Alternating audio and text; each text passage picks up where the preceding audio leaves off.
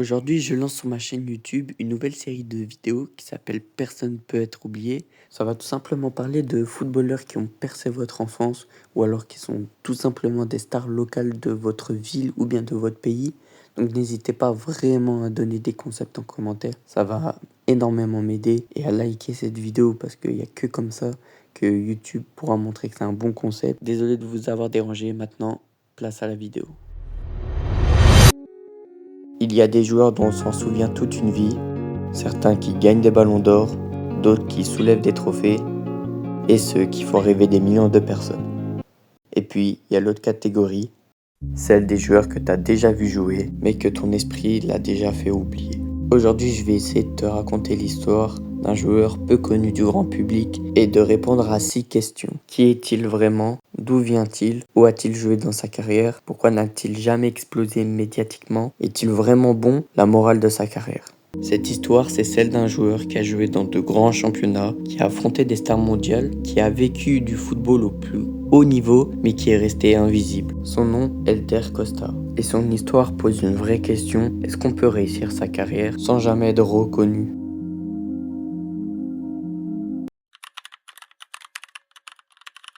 De son vrai nom, Helder Sousa Wander de Azevedo e Costa, plus connu sous le nom d'Helder Costa, né en Angola à Luanda. Il a grandi au Portugal avec un ballon collé au pied, comme des milliers d'autres enfants, mais très vite, ceux qui le voient jouer comprennent un truc, il a quelque chose. Il n'a pas forcément la puissance, ni le physique impressionnant, mais une aisance, une fluidité, une intelligence de jeu. Son poste de prédilection, ailier droit. Helder Costa, c'est le genre de joueur que tu remarques quand tu comprends le football, pas quand tu regardes juste les stats. Je pense notamment à Rafinha qui a terminé 5e au Ballon d'Or. Ouais, j'ai toujours pas oublié, c'est vraiment une honte. Allez vous faire, France Football.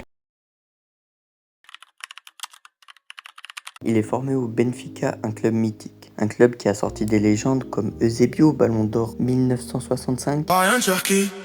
Ballon d'Or, Manchester City. Ou bien plus actuellement, sûrement que vous connaissez, Bernardo Silva, Ruben Dias ou bien Joao Félix. Un club où le talent est une monnaie courante. Et c'est justement ça le problème. Et Helder Costa n'était pas le plus brillant de sa génération, pas parce qu'il était mauvais, mais parce qu'il était différent. Et quand je dis différent, c'est pas en rapport avec sa couleur de peau.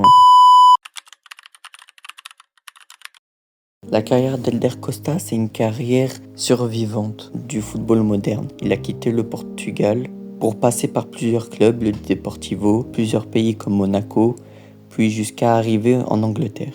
Et là, on ne rigole plus, la Première Ligue, ce n'est pas un championnat pour les artistes fragiles, c'est de l'impact, de la vitesse, du combat. Et pourtant, Costa tient le choc, surtout grâce à un prêt à Wolverhampton, puis à Leeds United. Il joue, il contribue, il travaille dans l'ombre, il ne fait pas les highlights de la semaine, mais il fait ce que le coach lui demande. Et parfois, c'est ça qui fait durer. Il a eu aussi un passage avec la sélection portugaise, mais après seulement un match. Il décide de représenter son pays d'origine, l'Angola.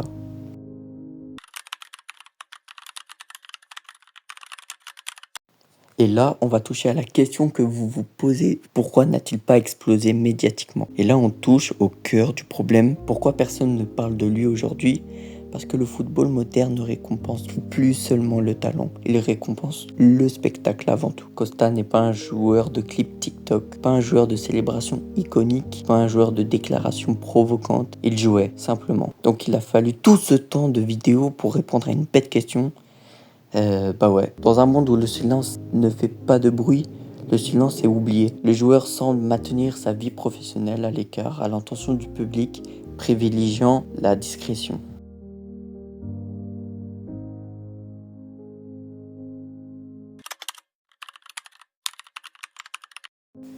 Bon, maintenant que j'ai sûrement perdu la moitié des gens à cause de la dernière question, il y a une question pour moi, celle qui m'intéresse le plus. Est-il vraiment bon? Alors soyons honnêtes, la question mérite d'être posée. Est-ce que Helder Costa était vraiment bon? Oui, mais pas comme tu l'imagines sûrement. Il n'était pas là pour porter une équipe à lui tout seul. Il était là pour équilibrer, pour respirer le jeu, pour créer des espaces. C'est le genre de joueur que tu apprécies quand tu gagnes et que tu oublies quand tu perds. Un joueur utile, un joueur fiable, un joueur respecté dans les vestiaires.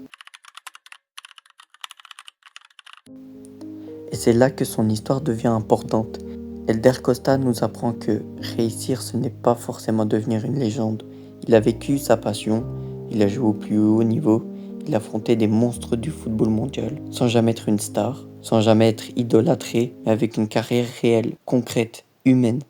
Et peut-être que la vraie réussite, c'est ça, juste le fait de vivre son putain de rêve.